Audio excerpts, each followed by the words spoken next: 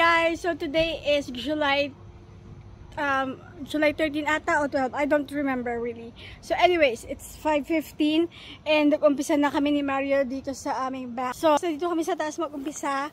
Dito kami sa baba nag-umpisa. Mind you, syempre, kagaya ng sinabi ko dati, mahirap mag-video kapag kayong dalawa yung nag-work. So, aray ko, ito na, halos na-clear na namin yung ano dito, yung path. Tapos, nalinis, nakapagputol na kami ng mga ibang halaman dito, yung mga rose bush na trim na namin. And then, itong halaman na to guys, ito, here you go, love ko.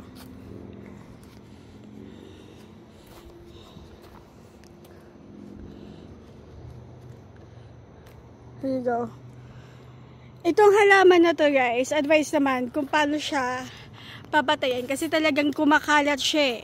Like, it's really growing under the soil. Like, para siyang, like, mga anak na yan ng original na puno. So, kailangan talaga mawala siya. Kasi bukod sa sobrang tinik ng ano niya, ng kanyang leaves, ang hirap niyang bunutin. And nakakalat na siya sa lahat ng mga ano namin dito. Gusto namin i-clear, gusto namin pagandahin. And ito yung plant bed namin na may asparagus, blueberry. Yung iba hindi na nakatubo kasi nga napabayaan. And naalisin namin yung vines kasi nga kita nyo naman sobrang gubat, di ba?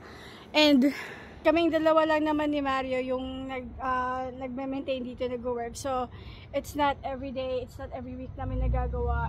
Kapag meron lang talaga kaming time, doon lang kami nakakagawa kapag pareho kaming day off. And today, pareho kaming day off. Kumbaga, kayo na umaga, busy din kami. Di ba, love ko? Right? Yeah. Ay, mainit ang panahon.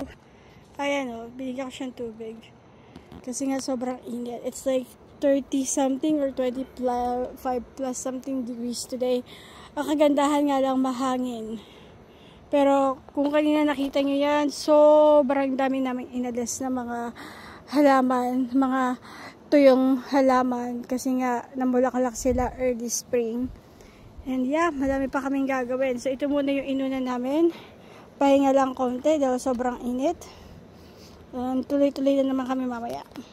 Ginagawa o. Minamanual namin talagang binubunot lahat. Yung mga vines. Talat kasi. Yung kapitbahay namin, ang may tanim na vine dito sa taas. Sa kanya talaga nang gagaling ang mga yan. And then, ito namang may-ari ng dating bahay namin. Ang hilig din sa mga halaman na nag-uugat ng husto. Hindi ko maintindihan. I mean, I understand na less maintenance and whatnot. Pero, grabe naman yung napakadami. Kasi yung mga may-ari dito ng bahay, may mga hardinero sila. Eh yung hardinero dito sa Canada, 60 per hour, 80 per hour ang singil. Yun yung kung yung pang araw lang, pang buwanan, iba din yung rate. Eh, hindi naman tayo mayaman guys, diba? Para maging magkaroon ng ganon. Hindi ko afford kasi hindi pa ako nananalo ng loto. Ayan o guys, so tingnan nyo kung gaano kakapal. Love ko pakita mo. Ayan o, ganyan kakapal ang stem ng vine, matanda na.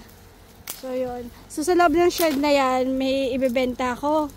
Yung mga binili namin na hindi naman namin nagamit, ibebenta ko na.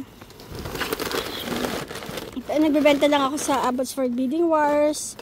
Or kapag walang bumili, ipipay it forward ko na, pamimigay ko na lang. So, we'll see ko anong mangyayari. So, yun muna guys. Ito na po, ayan na. Medyo na-clear na namin yung ibang vines dito. And ito na, nakiklear na unti-unti.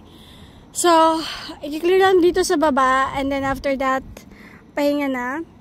Kasi po, ang init, nakakapagod. Naka 1, 2, 3, 4 compost bags na kami. And madadagdagan pa yan sa mga susunod na araw kasi nga 'di ba? We're gonna do it all at once. So paisa-isa muna. Araw-araw we'll see. So anyways, pakita ko ulit sa inyo mamaya kapag medyo natapos na kami dito. 'Yun. Kunti na talaga guys. So ito pakita ko sa inyo ibang halaman dito. Na pati kami nasusurprise kasi nga dati wala. Ito siya oh. Ayan oh. Diba? Ang ganda. And then meron pa kami sunflower doon. Na hindi namin alam na meron kami. Kasi nga dati wala. And itong mga rosa to, gaganda uli yung mga yan. So, itong punong to, this fall, we're gonna cut it. We're gonna trim it. Like talagang trim na trim kasi sobrang lago na rin siya. So, ayan oh. Lahat yan. Ayusin. No, diba love ko? Ayan. Ano yan? No, ayoko yan. So, itong mga to, ewan ko to, mga halaman dati, alisin yan. Tapos nakikita nyo yun. Alisin yun kasi hindi nga makahinga yung ibang halaman. And then, yung mga puno, nagsipaglaguan na, hindi namin, kakat namin yan. And then, yung rhubarb na pabayaan this year, which is fine kasi wala naman nakain. So, yun lang guys. I-updated kapag talagang fully tapos na dito sa baba. Right, love ko?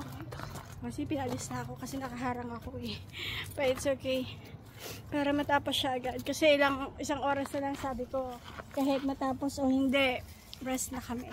Guys, so nagbawas na kami ng ng lavender plant. Kasi nga sobra na, nanganak na. Lavender ba to? Yeah, that's lavender.